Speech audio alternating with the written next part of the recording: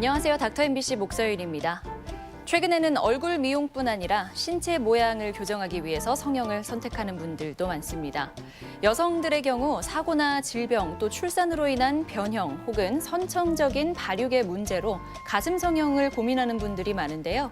그래서 오늘은 군산 파티마 의원 조상곤 원장과 함께 유방 확대술에 대해 이야기 나눕니다.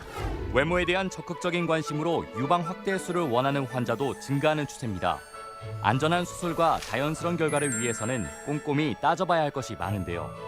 유방 확대술의 방법과 장단점에 대해 의학 박사 조상곤 원장과 자세히 알아봅니다.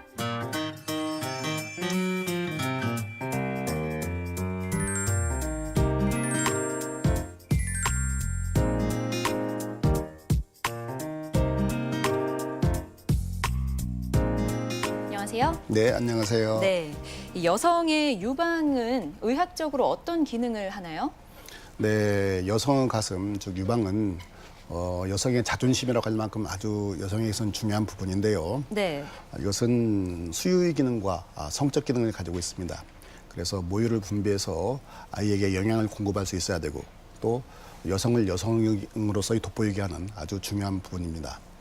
그런데 유방암이나 유상동으로 인해서 유방의 모양이 변형되었다든지 아니면은 선천적으로 유방이 발육이 부진하시는 분들, 네. 아니면은 출산 이후에 유방이 적어져서 고민하시는 분들, 이런 분들이 아름다운 유방을 만들기 위해서 유방 수술을 많이 하시게 됩니다. 네, 뭐 기능의 이상이랄지 이렇게 필요에 따라서 받는 성형의 종류도 다르겠죠? 네네.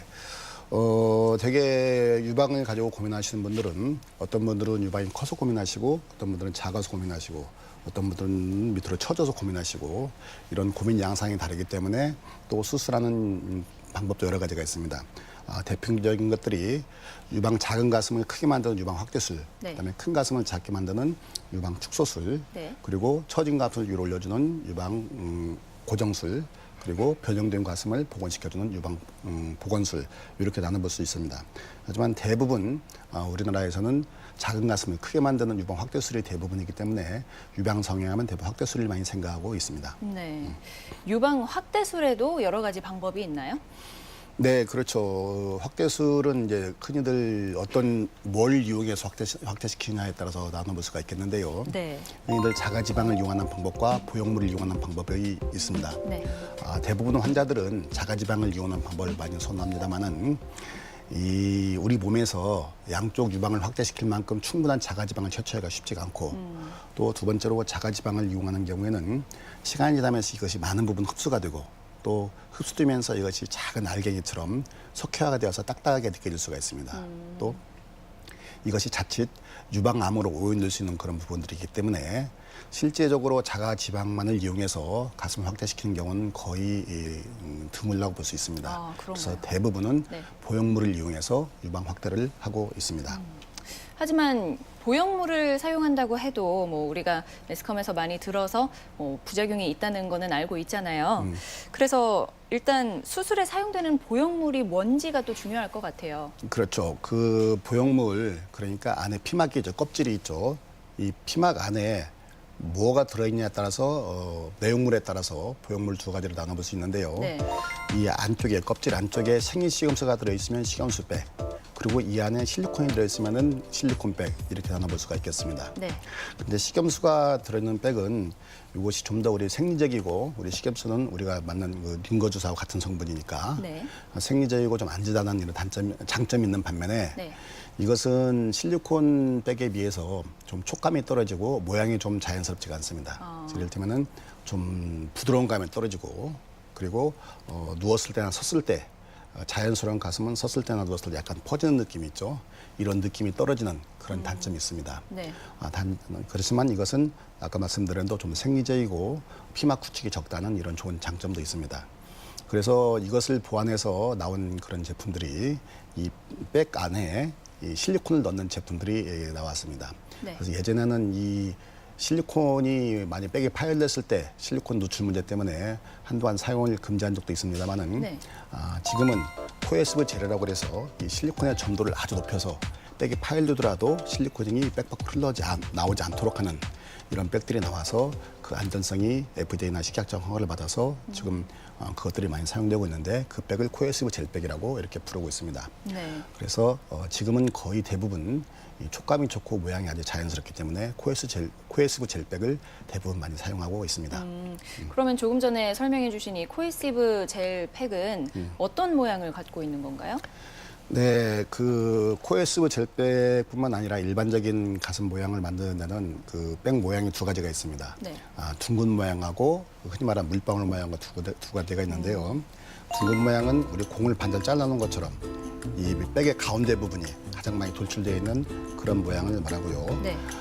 그리고 물방울 모양, 해부학적 모양이라고 하는데 물방울 모양은 우리가 섰을 때의 가슴 모양처럼 그러니까 위쪽보다는 아래쪽이 이렇게 더 불룩하게 돌려 나와 있고요. 네.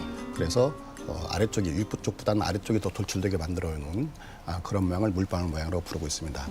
이런 물방울 모양은 같은 크기의 모양을 넣었을 때 둥근 모양보다도 좀 더 가슴이 더 좀 돌출돼 보이고 좀 더 보름 있어 보이는 그런 장점 때문에 물방울 모양을 많이 사용하고 있는데요. 네. 이런 물방울 모양은 방향이 있습니다. 그렇죠? 아, 그렇겠죠. 그렇죠. 방향이 있기 때문에 수술 중이라든지 아니면 수술 이후에 어떤 이유에서 그 방향이 좀 틀어졌을 때는 가슴이 살짝 변형돼 보인다는 그런 단점이 있기 때문에 특히 수술할 때 많은 주의를 필요로 합니다. 그리고 이런 보형물을 이제 몸에 넣으려면 절개가 필요할 거잖아요. 네. 좀 흉터를 적게 할 수 있는 방법이 있나요? 네, 그렇죠. 그 가슴이 적은 분들은 일단 수술하기 전에는 그냥 가슴이 커졌으면 좋겠다 이 생각만 하시는데 네. 수술한 이후에는 흉터 때문에 많은 고민을 하십니다. 그래서 흉터는 절개선과 밀접한 관계가 있는데요. 이 보형물을 넣기 위해서 어딘가를 절개를 해야 되는데 가슴 수술을 할 때 절개할 수 있는 부위는 세 군데로 나눠볼 수 있습니다. 네. 일반적으로 겨드랑이 절개를 할 수가 있고 그다음에 유륜주의 절개 또는 가슴 아랫섬 절개 이렇게 세 가지로 나눠볼 수가 있겠습니다. 네. 그런데 가장 수술하기 편한 부위는 역시 보형물에 들어갈 부위하고 가장 가까운 부위가 수술하기 가장 편하겠죠. 네. 그래서 유륜주의 절개나 가슴 밑선 절개가 수술하는 사람 입장에서 편할 수 있습니다만은 환자분 입장에서 흉터를 적게 하는 데 있어서는 역시 겨드랑이 절개가 흉터를 피하기는 가장 좋습니다. 네. 그런데 겨드랑이 절개를 하는 경우에는 보형물에 들어갈 위치하고 절개선하고 좀 거리가 있죠. 네. 그래서 조금 수술상의 애로사항이 있습니다. 더군다나 가슴은 이 신경이나 혈관들이 그물망처럼 발달되어 있는 그런 조직입니다. 네. 그래서 안전을 위해서 겨드랑이 절개를 하고 여기에 내시경을 넣어서 내시경을 보면서 혈관이나 신경을 피해가면서 수술하신다면은 혈관이나 신경 손상이 거의 없기 때문에 출혈이 없기 때문에 수술 후에 뭐 피주매를 차고 다닌다든지 이런 불편함이 없고 또 수술 후에 신경 손상으로 인해서 감각이 떨어지는 이런 문제들이 없습니다. 그래서 흉터를 적게 하고 그리고 좀 안전한 수술을 원한다면은 겨드랑이 절개를 통한 내시경 수술 이것이 가장 흉터도 적고 안전한 방법이라고 할 수 있겠습니다. 그럼 실제로 대부분 사람들이 그 겨드랑이 절개를 통한 수술을 선호하나요? 그렇습니다. 일반적으로 가장 많이 하는 것은 겨드랑이 절개를 가장 많이 하고요. 네. 조금 재수술 같은 경우는 가슴 밑선 절개를 많이 하고 그리고 또 어떤 경우에 따라서는 그 유륜 절개를 하기도 합니다만은 가장 많이 선호하는 것은 역시 겨드랑이 절개입니다. 네. 그래도 아무래도 수술이다 보니까 통증도 있겠죠? 그렇죠.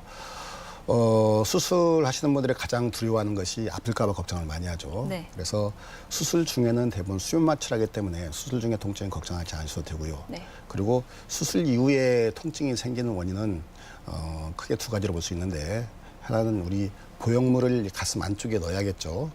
넣었는데 보형물을 넣기 위해서는 우리 조직을 박리해야겠죠. 네. 이 조직을 박리하는 가운데서 손상된 조직이 수술 후에 이 통증을 유발할 수가 있습니다. 또 두 번째로 수술 후에 부기가 생기겠죠. 이 부기에 의해서도 수술에 통증이 생길 수가 있습니다. 그래서 수술 시에 아주 세심하게 해서 조직 손상을 취소하는 방비를 하고 네. 그다음에 수술 후에 부기를 적절하게 잘 줄여준다면은 통증을 많이 경감시킬 수 있고 또 이렇게 생긴 통증은 우리가 흔히 먹는 약으로도 충분히 조정할 수 있을 정도의 가벼운 통증입니다. 그래서 통증에서는 크게 걱정하셔도 되겠습니다. 네. 뭐 그래도 이제 가슴은 예쁜 가슴을 원하지만 여성 같은 경우에는 출산, 뭐 임신, 수유를 해야 되잖아요. 네. 여기에 영향을 미치지는 않을까 많이들 걱정하실 것 같아요. 네, 가슴 확대 수술과 그 수유하고는 관계가 없는 걸로 그렇게 알려져 있습니다. 네. 그런데 꼭 가슴 수술과 꼭 그다음 가슴 수술 후에 수유를 염두에 두신다면 그리고 거기에 대해서 조금 더 염려가 된다면은 네. 가급적 유선에 자극이 적은 방법을 하는 것이 좀 더 안전하다고 할 수 있겠죠. 네. 그래서 아까 말씀드렸듯이 보형물을 넣기 위해서 절개할 수 있는 부위는 세 군데인데 겨드랑이 절개, 그다음에 그 유륜주위 절개, 네. 가슴 밑선 절개가 있는데 유륜주위 절개는 이 유선들을 다시 이렇게 절단하고 들어가는 그런 과정이 있습니다. 네. 보형물을 넣기 위해서. 그래서 꼭 수유에 대해서 염려가 된다면은 가급적 유륜주위 절개보다는 유선에 전혀 영향을 주지 않는 가슴 밑선 절개라든지 겨드랑이 절개가 좀 더 안전한 방법이 되겠다 이렇게 말씀드릴 수 있습니다. 가슴 수술 후에 이 가슴이 너무 커져가지고 혹시 뭐 가슴이 변형되지 않을까 하는 염려하시는 분도 계시는데 일반적으로 가슴 수술하시는 분들은 가슴이 아예 없거나 아주 작은 분들이 가슴 확대 수술하기 때문에 네. 임신이나 수유 중에 가슴이 커지더라도 그것이 어떤 유방의 변형을 일으킬 만큼 그건 커지지는 않는 걸로 이렇게 알려져 있습니다. 네. 유방 확대술에 대해서 조상곤 원장과 함께 이야기 나눠봤습니다. 오늘 말씀 고맙습니다. 네, 감사합니다.